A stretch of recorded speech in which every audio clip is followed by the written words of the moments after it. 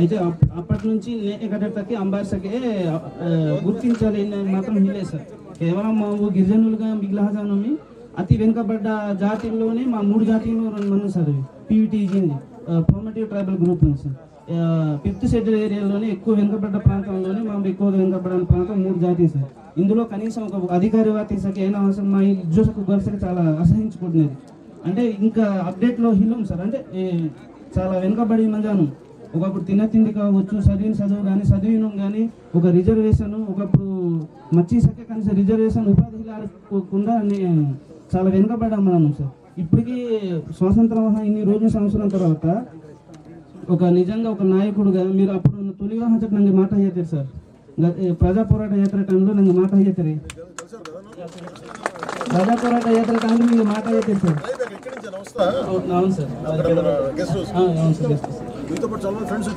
వచ్చారు సార్. చాలా సంతోషంగా మరి నిజంగా ఒకప్పుడు మమ్మల్ని నాయకుడు పట్టింపు కాకూడదు, ఎమ్మెల్యే పట్టింపు కాకూడదు, కనీసం కలెక్టర్ శాఖ జుగ్గుగల అసహించుకోడిన రోజుల్లో నేను ఒక హోదాలో మంది డిప్యూటీ సీఎంగా మధ్య మా ఇల్కాడ వచ్చి మరి ఎంత అదృష్టవంతులు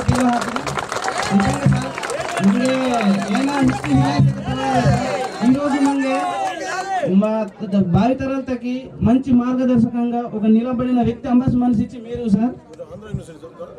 అవును సార్, బులే కాలేజ్ ఎంబీఏ సార్. అవును సార్.